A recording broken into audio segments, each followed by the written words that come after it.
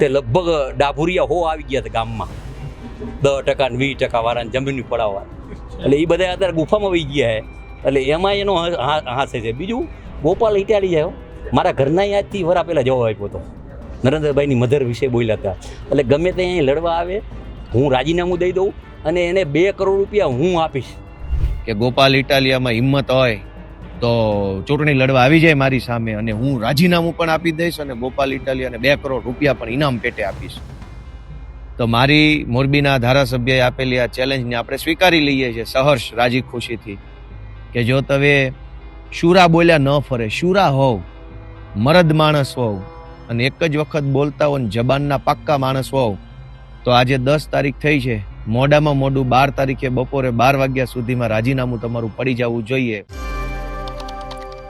મારી સાથે અત્યારે ઈસુદાન ગઢવી જોડાયેલા છે. ઈસુદાનભાઈ, હવે તમે જાહેરાત કરી છે કે ગોપાલ ઇટાલિયા રાજીનામું નથી આપવાના, તેને લઈને આપ શું કહેવા માંગો છો?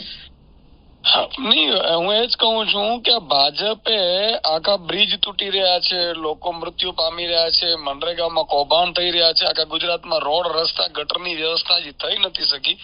ખરેખર તો મુખ્યમંત્રી રાજીનામું આપવું જોઈએ અને કોઈ ધારાસભ્યોને કહીને ચેલેન્જો કરાવડાવે છે કે ભાઈ રાજીનામું આપો. ગોપાલભાઈ ભાઈ શેનો રાજીનામું આપે? ગોપાલભાઈને વિસાવદરની જનતાએ ચૂંટ્યા છે.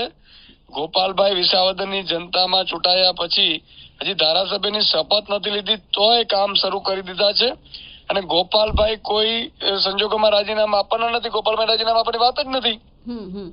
રાજીનામું તો માન લો કે વિસાવદરની ચૂંટણી થોડી છે, ચૂંટણી હતી મોરબીની, તો મોરબીના ધારાસભ્ય રાજીનામું આપવું જોઈએ અને પછી અમે નક્કી કરીશું, અમારો મજબૂત ઉમેદવાર ઉભો રાખીશું તમારી સામે અને તમને હરાવીશું મોરબીમાં. મોરબીની જનતા તમને હરાવશે. તમે મને એ નથી સમજાતું કે ભાજપ આખી તૂટી પડી છે ગોપાલ ઇટાલિયાના રાજીનામાને. ગોપાલ ઇટાલિયા શું કામ રાજીનામું આપશે ભાઈ? ગોપાલ ઇટાલિયાને વિસાવદરની, ભેસાણીની, જુનાગઢ ગ્રામ્યની જનતાએ ચૂંટ્યો છે અને મજબૂતાથી અત્યારે ગામની વચ્ચે જઈને કામ કરી રહ્યા છે.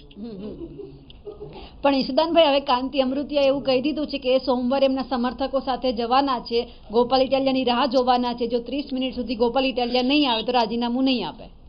પણ હું એ જ કહું છું ને, તો ફરી ક્યાં કહેવાય? તમારી મોરબીની ચૂંટણી લાવી તો વિસાવદરના રાજીનામાની શું જરૂર છે? ગોપાલ ઇટાલિયા રાજીનામું ક્યાંથી? શપથ નથી લીધા તો હજી શેનામાંથી રાજીનામું આપશે? હજી તો ધારાસભ્યને શપથ નથી લીધા અને કામે ચડી ગયા છે અમારા ધારાસભ્યોએ.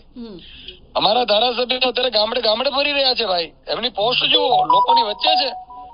અમે કઈ સત્તા માટે કે ચૂંટાવવા માટે નથી આવ્યા, અમે પ્રજાના કામો કરવા માટે આવ્યા છીએ. અને એમને એવું જ હોય કે 2 કરોડ રૂપિયા 5 કરોડ રૂપિયા ભેગા થઈ ગયા હોય તો રોડ રસ્તા કરો ને મોરબીના કામો કરવા માટે પ્રજાએ તમને ચૂંટ્યા છે.